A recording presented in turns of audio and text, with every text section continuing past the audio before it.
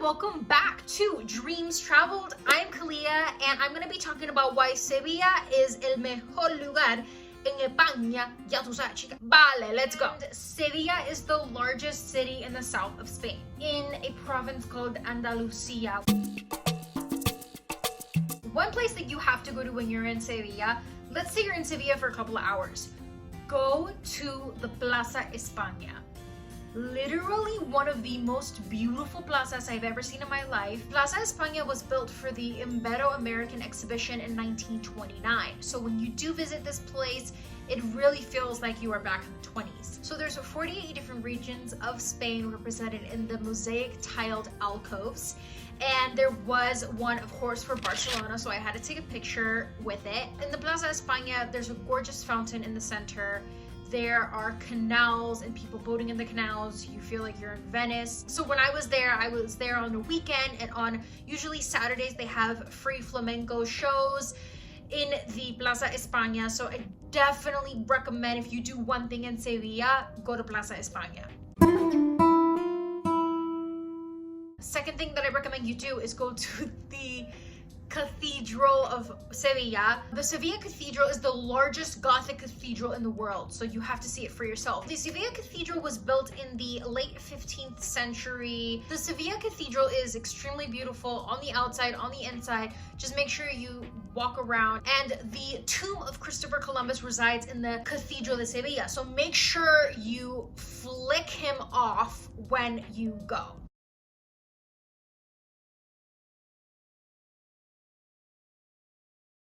Because Christopher Columbus. So right next to the cathedral is something called La Giralda, which is a 12th century tower. I recommend you climb her and get gorgeous, beautiful views of Sevilla. Roll the montage.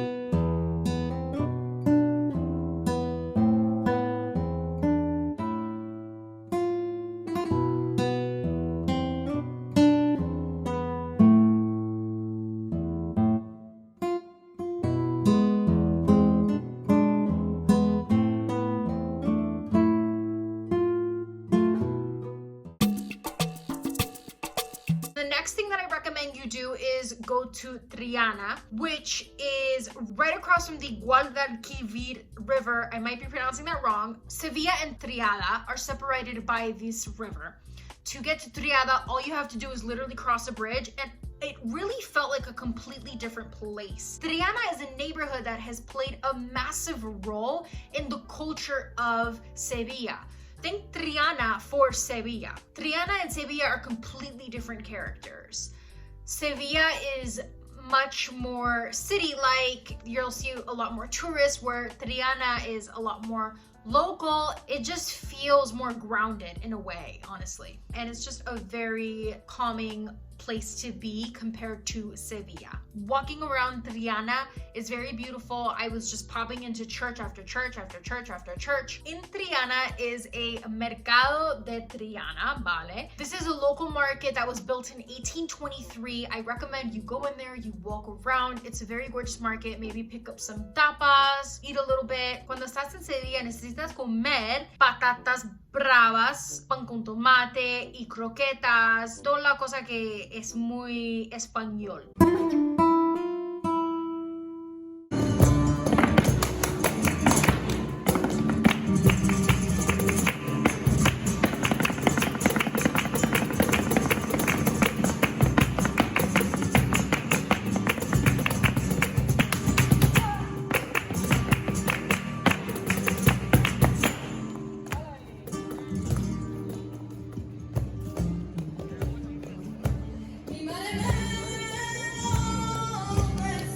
Since you are in the south of Spain, you need to see a flamenco show.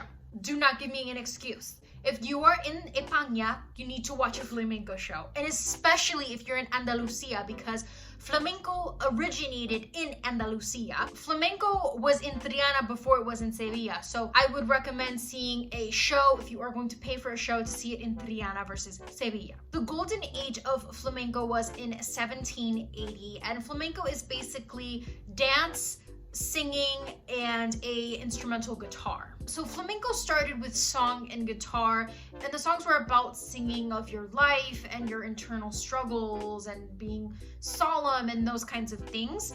And it wasn't until later when they incorporated dance into the mix. So flamenco was popularized in the late 18th century, early 19th century in Triana. And Triana was full of Andalusian Roman people. And in the flamenco, they sang of a daily life that reflected the experiences of an outcast subculture within a predominantly white Christian Spain.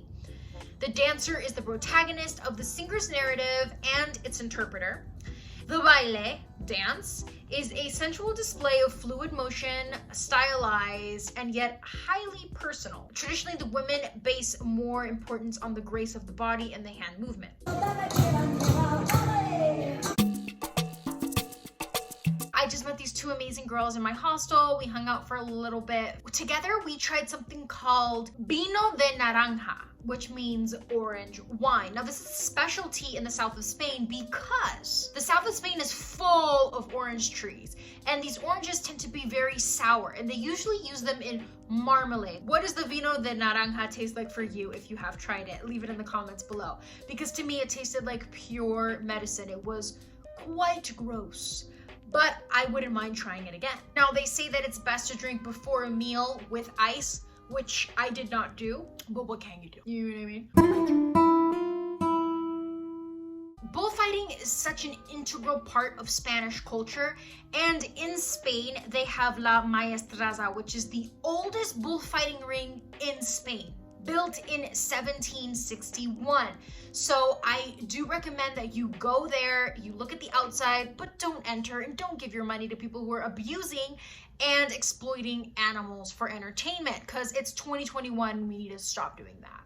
La Maestranza is still open today, and it holds about 12,000 people. The full name is Plaza de Toros de la Real Maestranza de Caballería de Sevilla. Thank you. Also, on the topic of abusing animals, there are lots of horse carriages around Sevilla. It is beautiful because it does take you back in time, but also it's 2021. We do not need to be abusing these animals. These horses are in the Spanish heat all day, no water, not much food, and they have to carry your fat asses all around Sevilla. So stop doing it. Click the link in my description to learn more about why you shouldn't give money to the horse and carriages. One of the places that I thought was very beautiful, but it's not on the top of my list to see in Sevilla, is called the Real Alcazar, which is a 7th century palace with gardens. Taken the architectural design, which is from the Arabic period, the Middle Ages, you can see some Renaissance, some Baroque period styles. So it's really all over the place, but it's extremely beautiful. Just walk around, and the gardens are quite nice as well. If you don't have that much time in Sevilla, I wouldn't go to Real Alcazar, but if you do have a lot of time, then definitely visit.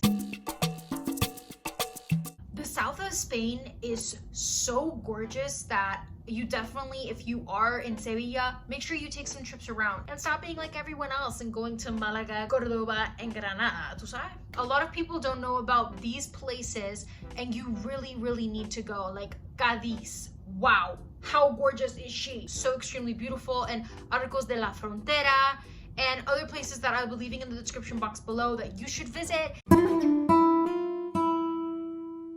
I felt so safe in Sevilla, and I was able to walk around at night and just experience that, and it was so beautiful. Make sure you do walk around at night and just get to see that. Of course, in the safe areas, cuidado, chica.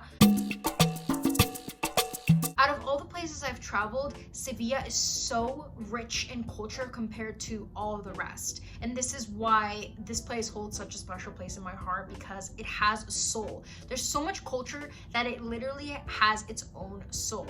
I really can't put into words the feeling of Sevilla, because it was one of my favorite places.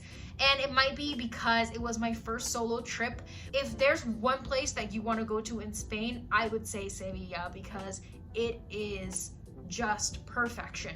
The people, the food, the culture. I personally fell in love with Sevilla and I cannot wait to go back. Thank you so much for watching. I hope that this video helped you in planning your trip to Sevilla, and I'll see you guys in the next video.